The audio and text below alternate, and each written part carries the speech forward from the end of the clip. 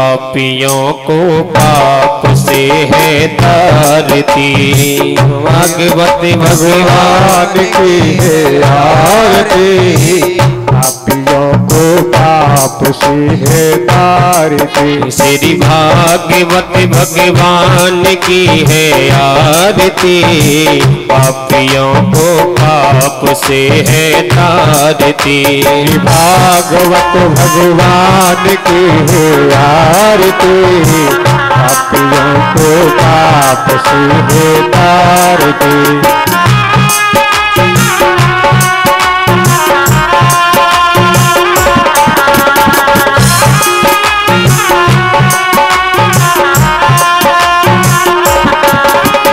अमर ग्रंथ यह मोक्ष पंथ यह पंचम वेद निराला। नभ ज्योति जगाने वाला ये अमर ग्रंथ ये मोक्ष पंथ ये पंचम वेद निराला। नभ ज्योति जगाने वाला। हर नाम यही हर ध्यान यही। हर नाम यही हर ध्यान यही। जग के मंगल की आरती। पापियों को पाप से है तारती। भागवत भगवान की है आरती। पापियों को पाप से है तारती। यह संत गीत पावन पुनीत पापों को मिटाने वाला। हर दर्श कराने वाला। यह संत गीत पावन पुनीत पापों को मिटाने वाला। हर दर्श कराने वाला। ये सुख करणी ये दुख हरणी। ये सुख करणी ये दुख हरणी। श्री मधुसूदन जी की आरती। पापियों को पाप से है तारती। भागवत भगवान की है आरती। पापियों को पाप से है तारती। ये मधुर बोल मगपंथ खोल सतमार्ग बताने वाला। बिगड़ी को बनाने वाला। ये मधुर बोल मगपंथ खोल सतमार्ग बताने वाला। बिगड़ी को बनाने वाला। श्री राम यही घनश्याम यही। श्री राम यही घनश्याम यही। श्री राम यही घनश्याम यही। श्री राम यही घनश्याम यही। श्री राधा माधव जी की आरती। पापियों को पाप से है तारती। भागवत भगवान की है आरती। पापियों को पाप से है तारती। श्री भागवत भगवान की है आरती। पापियों को पाप से है तारती। भागवत भगवान की है आरती।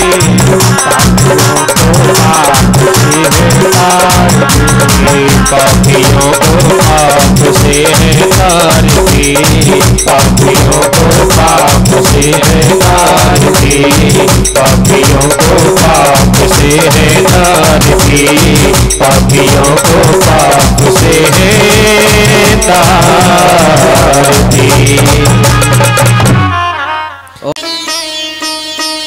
ओम श्री रामचंद्राय नमः। ओम श्री पवनपुत्राय नमः। ओम श्री शुकदेवाय नमः। ओम श्री व्यासमुनये नमः। ओम श्री गुरुदेवाय नमः। ओम श्री राजेश्वर महादेवाय नमः।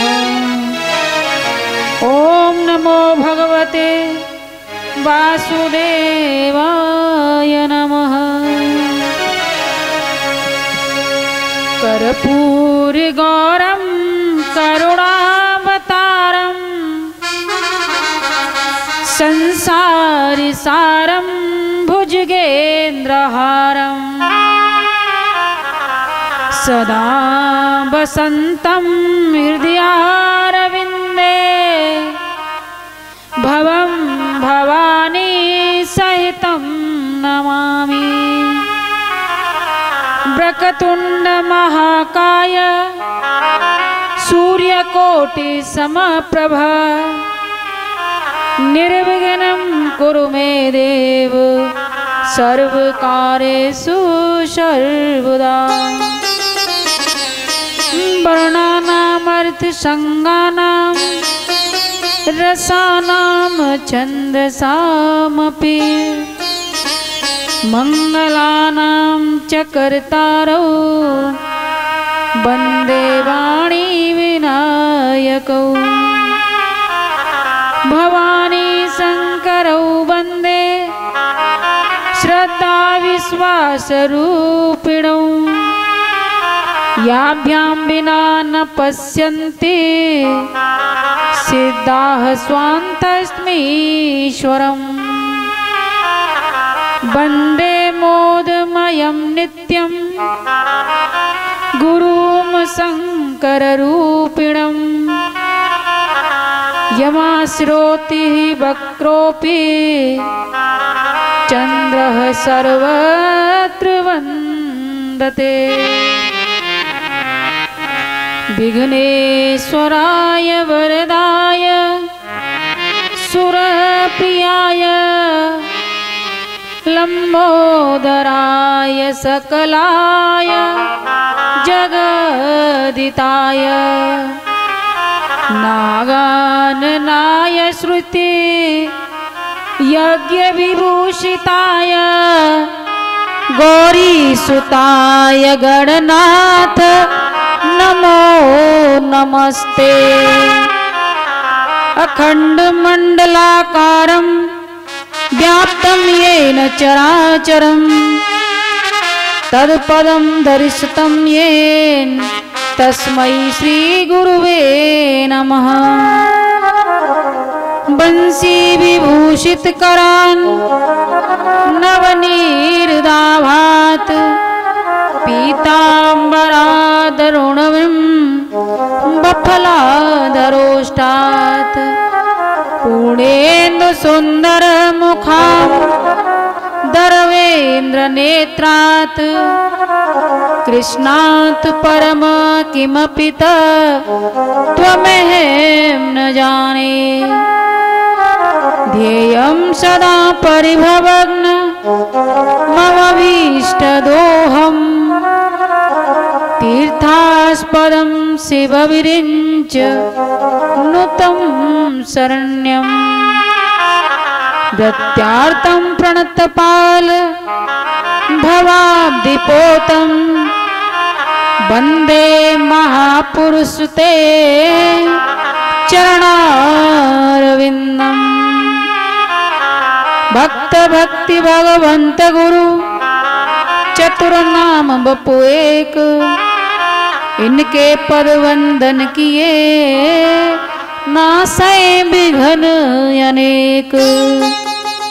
जय जय श्री राधारमण जय जय नवल किशोर जय गोपी चित चोर प्रभु जय जय माखन चोर। बोलो बिहारी लाल की जय। सरस्वती मैया की जय। सदगुरुदेव भगवान की जय। राजा रामचंद्र की गो माता की संत समाज की जय जय श्री राधे।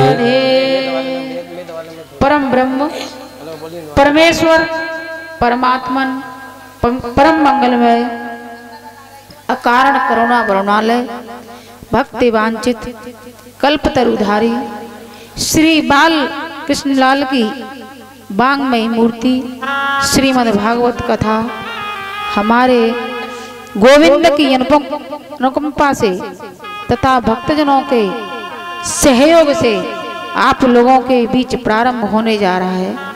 और अपने मन को प्रभु के चरणों में लगाते हुए थोड़ा शुद्धिकरण कर लें अपने हृदय का और प्रभु को यहाँ बुलाएं और अपनी वाणी को शुद्ध करें।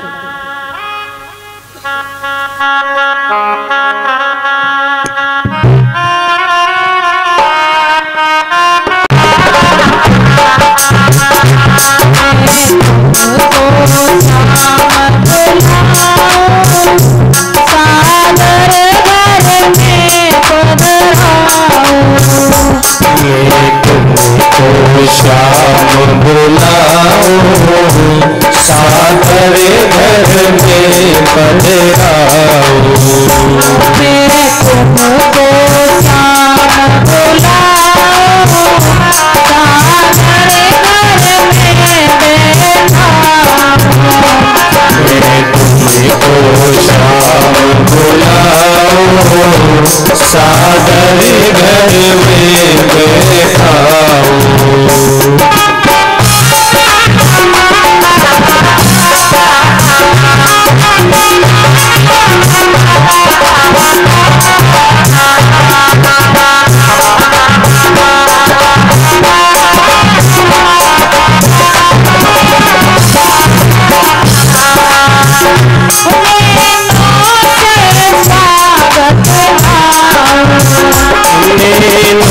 से स्वागत गाऊं,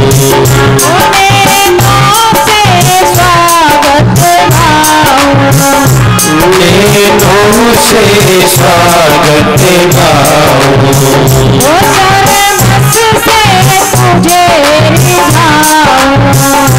सर्वस से तुम्हें रिझाऊं।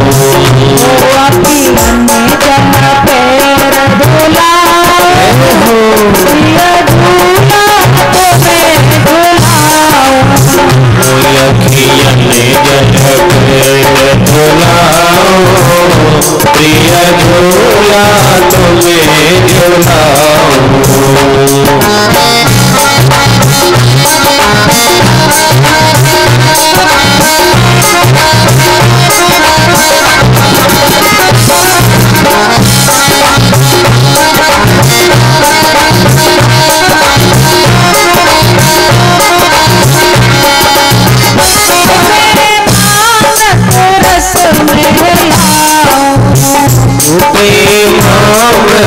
रस निहलाओ,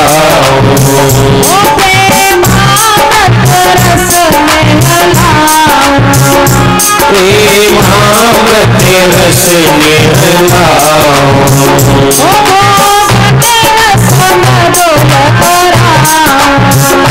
भोजन रस मधुर कराओ,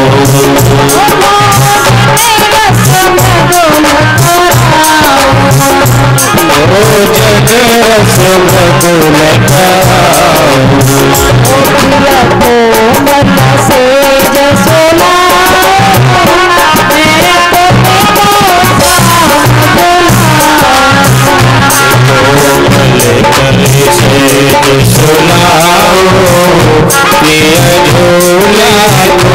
पवन झुलाओ,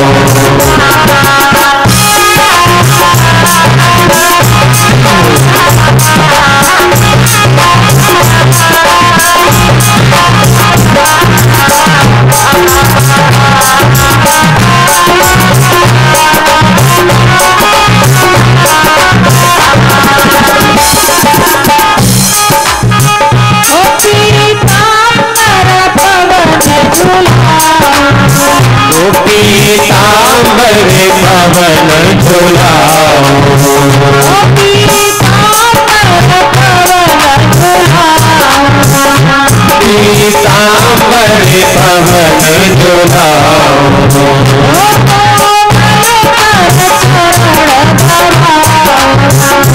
कोमल कर चरण दबाओ, चरण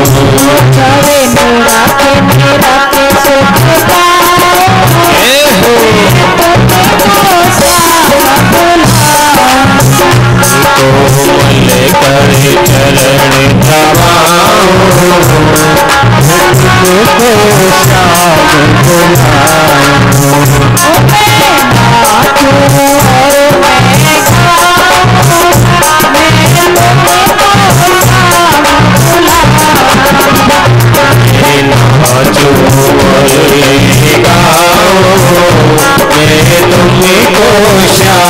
बुलाओ, तुमको शाम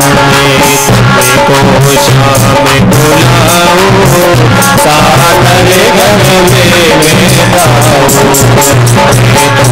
तुमको शाम बुलाओ, सादर घर में बैठाओ, तुमको शाम बुलाओ, सादर घर में बैठाओ,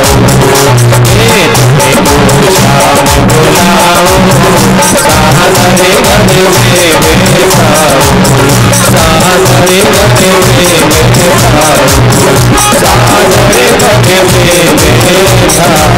बैठाओ,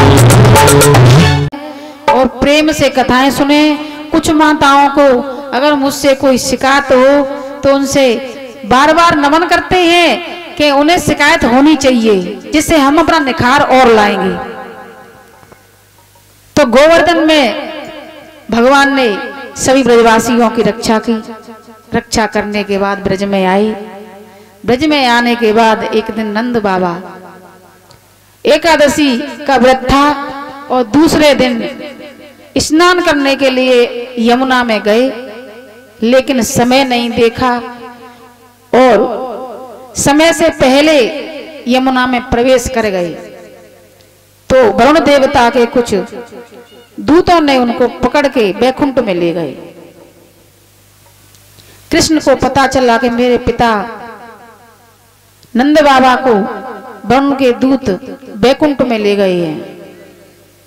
और कन्हैया बैकुंठ में जाकर के वरुण से मिले। वरुण जी ने उनकी स्तुति की, चरण वंदन किया और नंद बाबा को वापस लेकर के आए।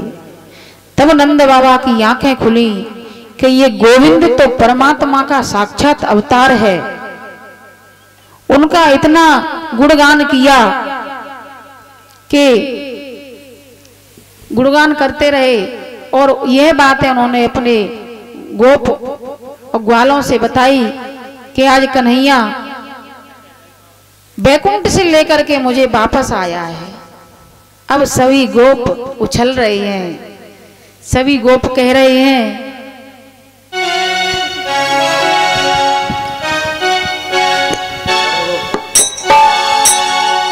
श्री बोली बाके बिहारी लाल की।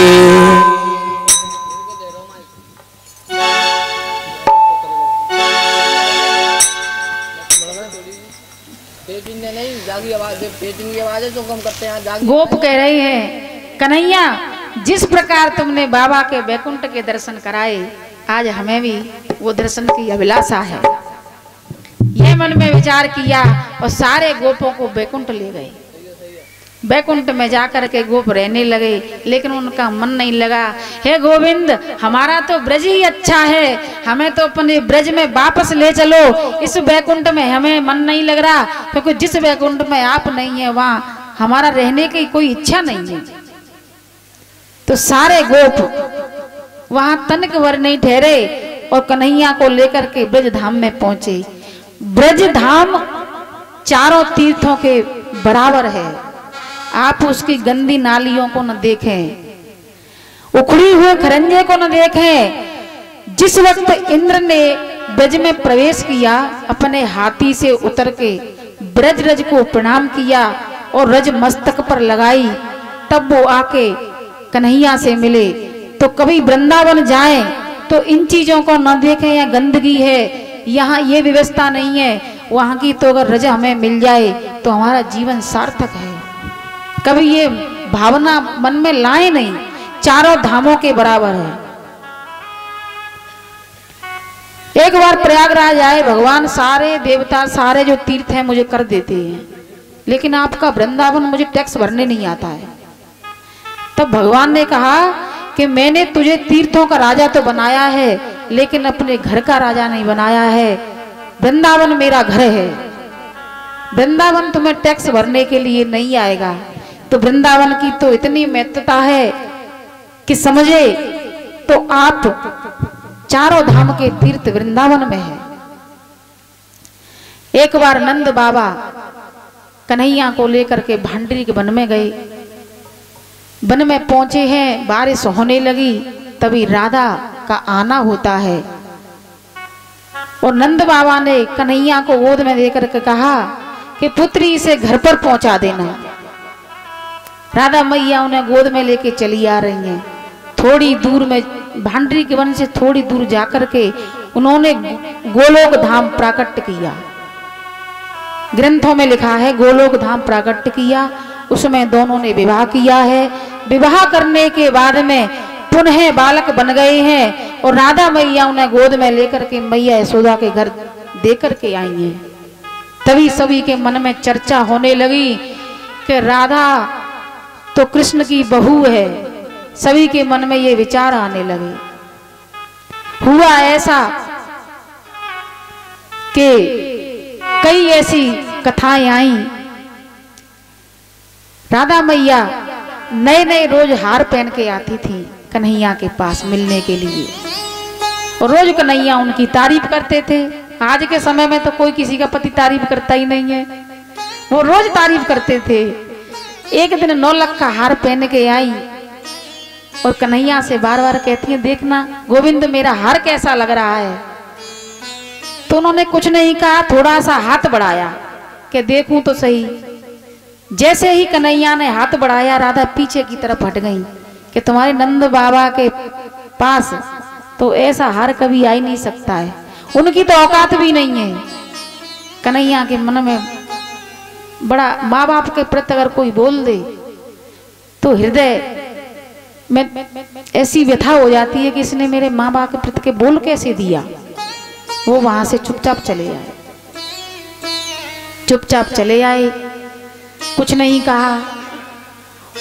उधर नारद जी वृषभान जी के यहाँ पहुंचे और वृषभान जी से कहने लगे कि अपनी पुत्री के लिए कोई वर नहीं देगा कि महाराज देख तो रहे हैं लेकिन मिल नहीं रहा है।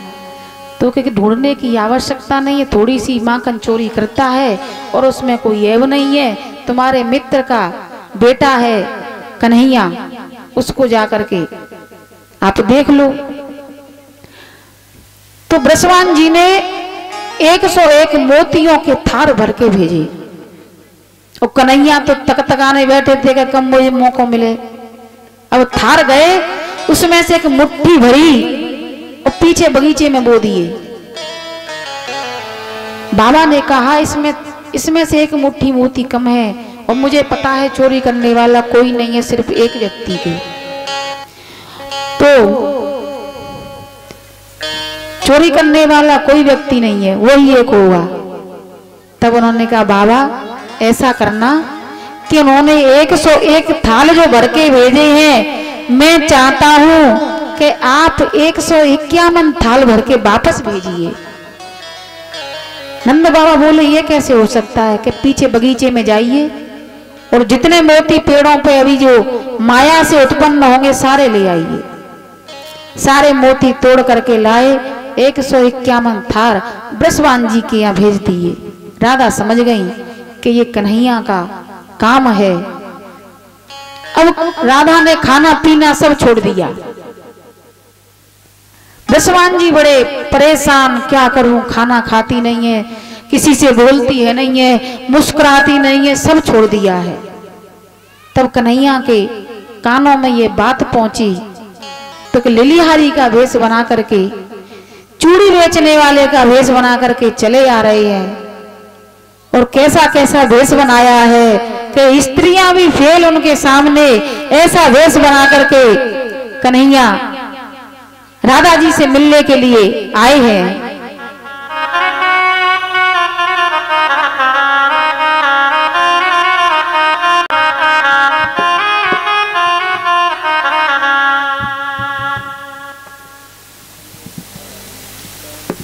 लिलिहारी का भेष बनाया, मनिहारी का भेष बनाया, श्याम चूड़ी बेचने आया।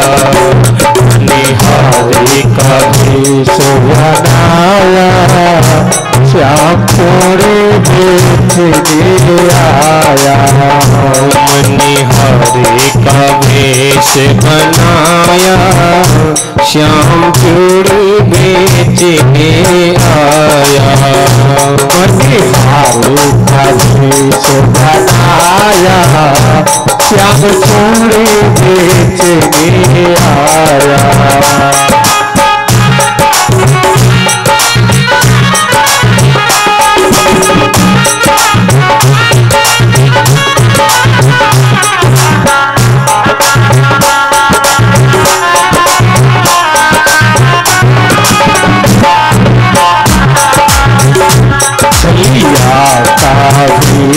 बनाया श्याम चूड़ी बेचने आया। छलिया का वेश बनाया श्याम चूड़ी बेचने आया। बनिहारी का वेश बनाया श्याम चूड़ी बेचने आया। मनिहारी का वेश बनाया श्याम चूड़ी बेचने आया।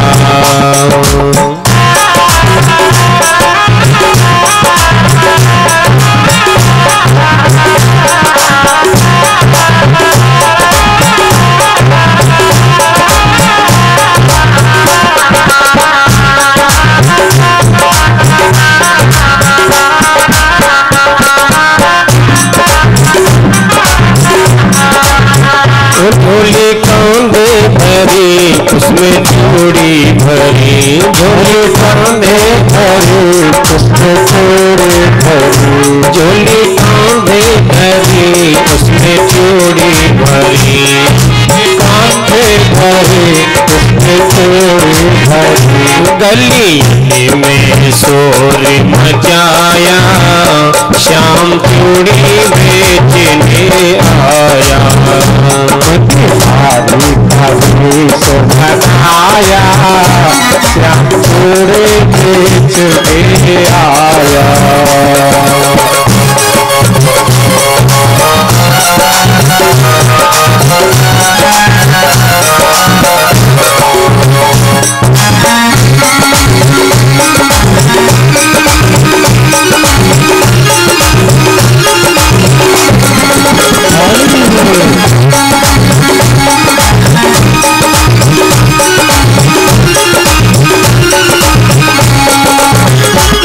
राधा ने सुनी ललिता से कही। राधा ने सुनी ललिता से कही। राधा ने सुनी ललिता से कही। राधा ने सुनी ललिता से कही। मोहन को तुरंत बुलाया श्याम चूड़ी बेचने आया। बुलाया श्याम चूड़ी बेचने आया।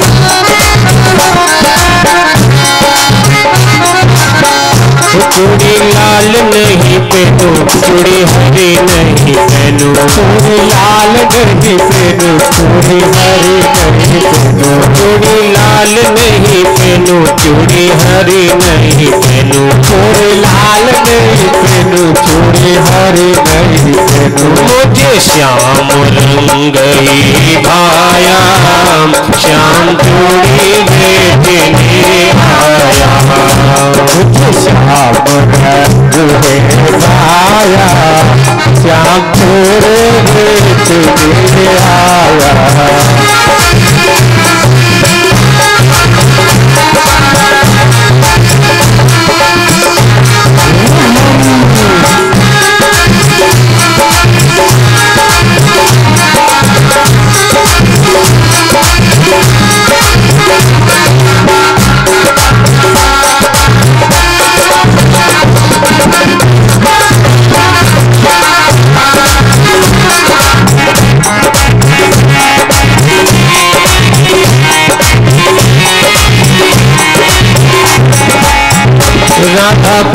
लगी श्याम पहनाने लगे, राधा पहनन लगी श्याम पहनाने लगी, राधा पहनन लगी श्याम पहनाने लगे, राधा पहनन लगी श्याम पहनाने लगे। राधा ने हाथ बढ़ाया श्याम चूड़ी बेचने आया, राधा ने हाथ बढ़ाया रे चूड़ी बेचने आया।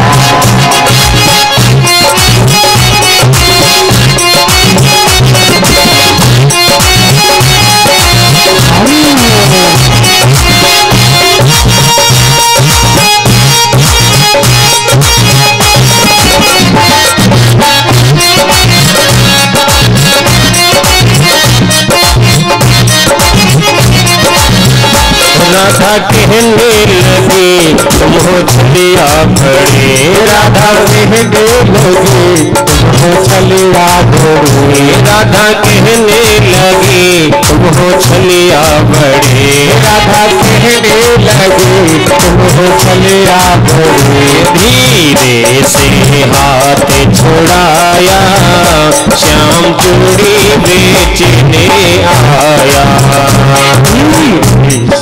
हाथ छुड़ाया श्याम बेचने आया, मनिहारे का वेश बनाया श्याम चूड़ी बेचने आया, मनिहारे का वेश बनाया श्याम बेचने आया, मनिहारे का वेश बनाया श्याम चूड़ी बेचने आया, मनिहारे का वेश बनाया श्याम चूड़ी बेचने आया, श्याम चूड़ी बेचने आया, श्याम चूड़ी बेचने आया। पूर्णिमा के बिहारी लाल की जय। जय जय श्री राम। मेरो ब्याह कराए दे ओ गुलहन गोरी सी मंगवाए दे, जमुना पार की मंगाए दे दुल्हनिया जमुना पार की। हो मैया बनाए दे करवट माथे पे धरवाए दे अपने प्यार की, लाए दे दुल्हनिया जमुना पार की।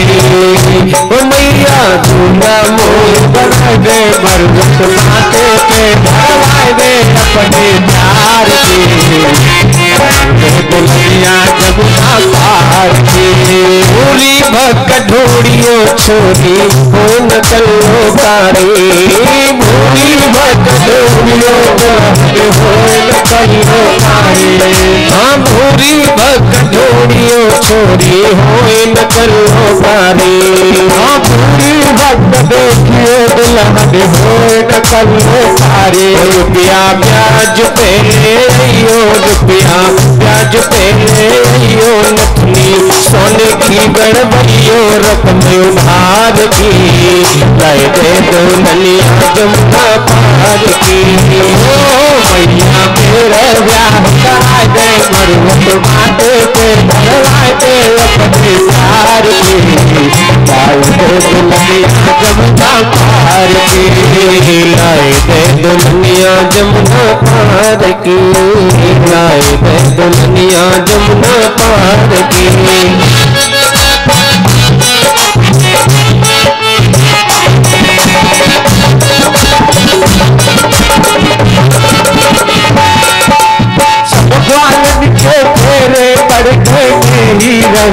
सारे सब बालन के फेरे पड़ गए मेरे मारो, सब बालन के फेरे पड़ गए मेरे सारो, सब बालन के फेरा पड़ गए मेरे मारो। दुल्हनिया लाए दे मैया कर दे प्यार हमारो, दुल्हनिया लाए दे मैया, अरे सुबर दुल्हनिया दुल्हनिया लाए दे मैया कर दे ब्याह हमारे सुधर दुल्हनिया लाए दे मैया कर दे ब्याह हमारो ताऊ मैया को दिल भैया ताऊ मैया को दिल भैया चर्चा शादी की करवैयो की दरार की मैया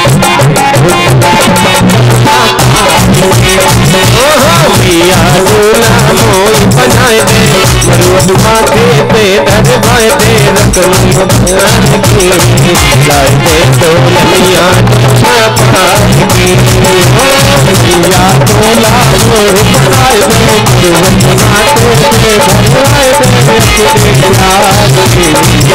भगवान की लाए दे दुल्हनिया जमुना पार की लाए दे दुल्हनिया जमुना पार। अब मैया से बार बार आऊंगा, तेरी सेवा करवाऊंगा, पर तुम्हें बहुत डिब्बा है। इस प्रकार मैया के आगे पीछे खेलते हैं। जब कन्हैया 8 वर्ष के हुए, 8 और 9 वर्ष के बीच में एक दिन शरद ऋतु में उन्होंने सोचा आज चंद्रमा 16 कलाओं से निकल रहा है। बंसी बजाई और सारी गोपियां अपने काम छोड़ छोड़ करके घर से आ रही हैं। कोई रोटी बना रही है, कोई अपने पति को भोजन करा रही है, कोई बेटे को दूध पिला रही है। तवे की रोटी तवे पर छोड़ दी और घे की रोटी घे में छोड़ दी। दौड़ी दौड़ी चली आ रही हैं सारी ब्रज गोपिकाएं। कन्हैया के पास आकर के बोली, हे केशव, कम से कम ये तो देख लिया करो कि हम इस समय काम कर रही हैं और तुम यहाँ मुरली बजाते हो तो हमारा मन घर के काम में नहीं लगता है। तुम क्यों हमें बार बार सताते हो मोहन? हे गोविंद, जरा ये बतलाओ तो सही कि हमारा मन आपकी बंसी सुन के काम से हट क्यों जाता है? हम दौड़े दौड़े क्यों चले आते हैं?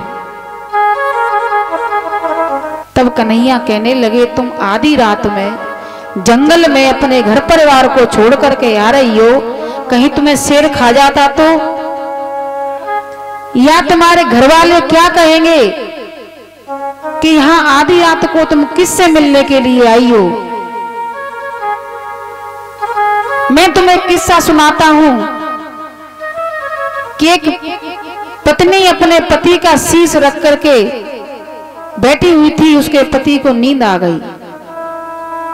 उसका बालक चूल्हे के पास खेल रहा था और अग्नि जल रही थी, कोयले हुए थे वहां पे। उसका मन हुआ कि अगर मैं पुत्र को बचाती हूं तो मेरा पत्नी धर्म भंग होता है, मेरे पति की नींद भंग होती है। भगवान से प्रार्थना की कि हे परमात्मा, मेरे धर्म की रक्षा तू ही कर। जैसे ही उसका पुत्र उस आग में गिरने वाला था, वो फूल बन गए। अब ये बताओ कि उसका कौन सा धर्म ठहरा कि प्रभु उसके दोनों धर्म ठहरे, पति का भी रहा और उसे भगवान पर भरोसा था तो पुत्र पर भी रहा। अब गोपियां बोली, ज्यादा हमें मत बहलाओ, एक कथा हम भी सुनाते हैं कि एक पत्नी का पति परदेश जा रहा था और उससे कहा कि आप परदेश जा रहे हैं और आपके जाने के बाद मैं भोजन कैसे किया करूंगी। तब उन्होंने एक अपना फोटो दिया कि इसको देख करके आप भोजन कर लिया करना। अब एक दिन उसका पति दरवाजे पर आ गया और वो फोटो के सामने बैठी है। अब ये बताइए कौन से पति को पहले भोजन कराए? कि उस पति को दरवाजे पर खड़ा है। तो प्रभु तुम तो सबके पति हो, सबके पति हैं, आप खाली स्त्री के पति नहीं, आप तो पुरुषों के पति हैं। आप तो आदिपति हैं, इसलिए हमें इसमें कोई संकोच नहीं।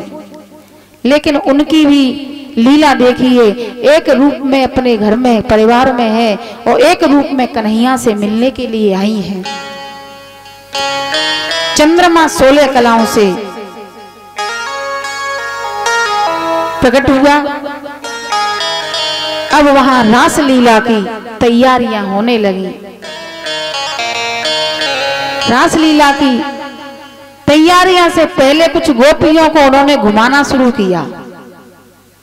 कुछ गोपियां आकर के उनके साथ नृत्य करती हैं और नृत्य करते करते उनके मन में काम वासना जागी, तो थोड़ी दूर जाकर के राधा को साथ लेकर के वहां से अंतर ध्यान हो गई। उन गोपियों की काम वासना को देखा कि काम वासना जागी है, राधा को लेकर के अंतर ध्यान हुए।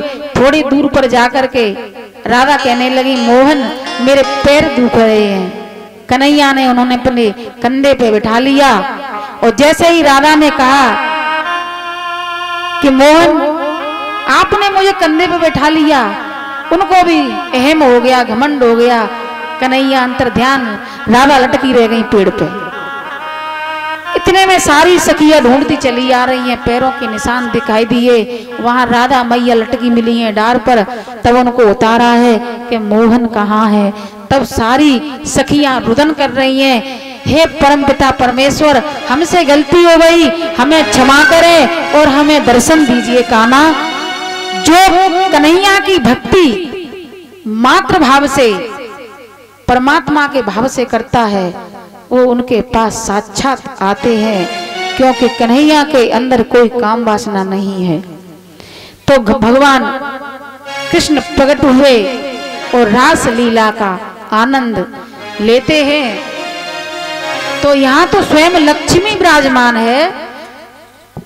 जब कन्हैया ने जन्म लिया तो लक्ष्मी मैया कहने लगी मैं कहाँ रहूंगी, तो वो भी वहां पर विराजमान थी। तो लक्ष्मी को पाने के लिए जरूरी नहीं है कि आप कोई अनुष्ठान करें या आप कोई यज्ञ हवन करें। एक बार एक शिष्य था जो गुरुजी से बोला, गुरुजी आज मैंने लक्ष्मी जी का आह्वान करने के लिए 10 दिन की कथा प्रारंभ कर दी है। उन्होंने कहा बेटा ठीक है। तीसरा दिन हुआ, लक्ष्मी मैया ने उसे दर्शन दिया। और दर्शन किस रूप में दिया कि उनके माथे से खून निकल रहा है, उनके पैर से खून निकल रहा है। तब उन्होंने कहा, मां आपकी ये दशा किसने की कि अगर मैं तुझे दशा बता दूंगी तो शायद तू मुझे अपने घर नहीं बुलाएगा। कि नहीं मैया, आप बताइए तो सही आपकी दशा कैसे हुई कि देखो लोग मुझे बुलाते हैं, मेरा आह्वान करते हैं। जो लोग लक्ष्मी को वेश्यालय, जुआ, गलत काम में यूज करते हैं, इस्तेमाल करते हैं, उनको मैं दिन रात ठोकर दे दे के चली आती हूँ। इसलिए तो मेरे पैर खून से सने हुए हैं। और जिस भक्त के घर में हवन पूजन, संतों की सेवा, गौ सेवा, स्त्रियों का मान सम्मान होता हो, उनके घर जाकर के मैं उसकी देहरी पर मैं अपना माथा रगड़ती हूँ। इसलिए मेरे माथे से खून बह रहा है। अब तू बता कि तू मुझे किस रूप में पाना चाहता है।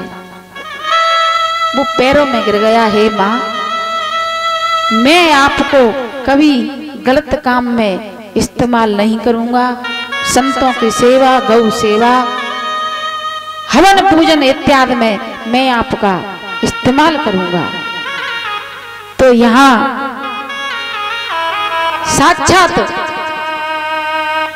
साक्षात विराजमान है आपकी लक्ष्मी मैया। तो गोपी गीत प्रारंभ होता है। जयति ते धेकं जन्मना व्रज शयत इंदिरा सारंगी शाश्वत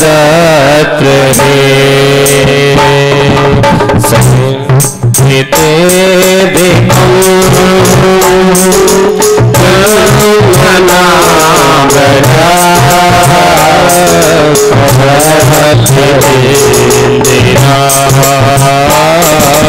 शाश्वत तारयति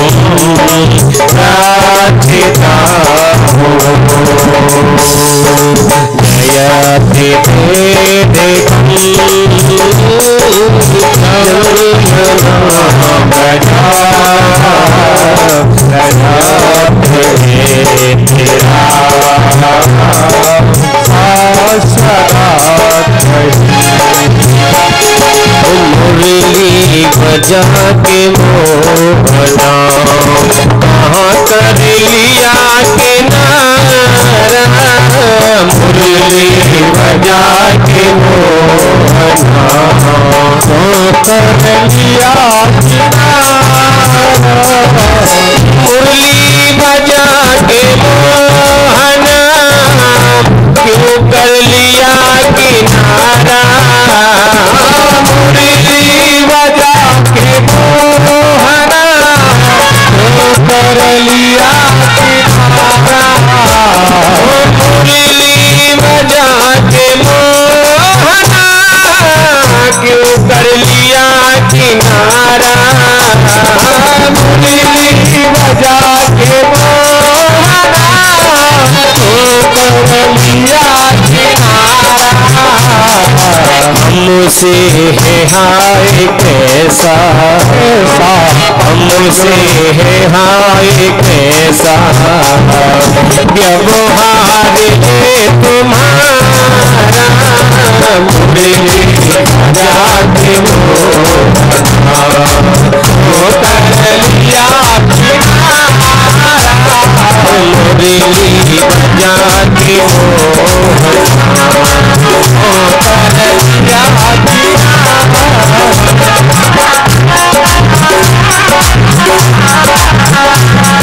पुलिसा तुम्ही बताओ छलिया कहाँ गए हैं पुलिसा तुम्ही बताओ छलिया कहाँ गए हैं पुलिसा तुम्ही बताओ छलिया कहाँ गए पुलिसा तुम्ही बताओ छलिया कहाँ गए। गोपियाँ कहती है इनसे क्यों पूछ रहे हो, ये तो स्वयं भगवान कन्हैया के रंग में रंग नहीं है। एक होती है राम तुलसा, एक होती है श्याम तुलसा, और श्याम तुलसा भी भगवान कन्हैया के रंग में रंग गई। बोले ये तो हमारी सौत है, ये क्यों बताइए कहाँ गए हैं। चलो चलो किसी से आगे पूछेंगे। तुलसा तुम्ही बताओ चलिया कहाँ गए हैं। तुलसा तुम्ही बता दो चलिया कहाँ गए। कैसा झुलस गया है, कैसा झुलस गया है, कोमल बदन तुम्हारा मुरली रात क्यों कर लिया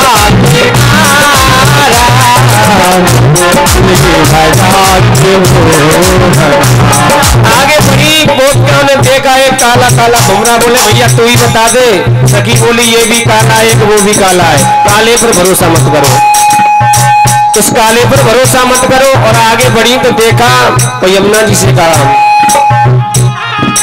यमुना तुम्ही बताओ कान्हा कहाँ गए हैं। यमुना तुम्ही बता दो कान्हा कहाँ गए हैं। ओ यमुना तुम्ही बता दो कान्हा कहाँ गए हैं। यमुना तुम्ही बता दो कान्हा कहाँ गए हैं। भी चली गई हो, उन्होंने देखा ये भी चल गई, इसकी भी धारा नीली हो चुकी है, श्याम रंग में ये भी रंग गई। और कहती है तो तू भी चली गई है, तू भी चली गई है, कहती है नील धारा जाके प्यारे कर लिया मुरली बजा के मोहना तो कर लिया मुरली बजा के मोहना तो कर लिया बजा के